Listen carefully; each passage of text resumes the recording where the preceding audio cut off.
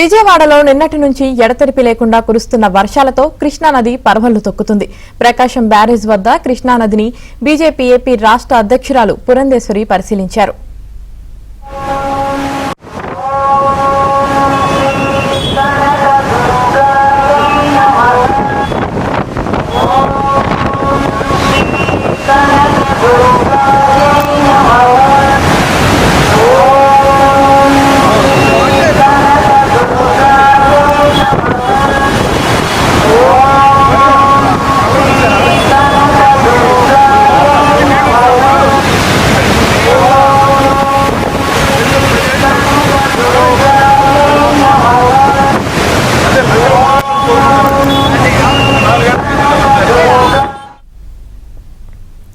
విజయవాడలో నిన్నటి నుంచి ఎడతెరిపి లేకుండా కురుస్తున్న వర్షాలతో కృష్ణానది పరవళ్లు తొక్కుతుంది.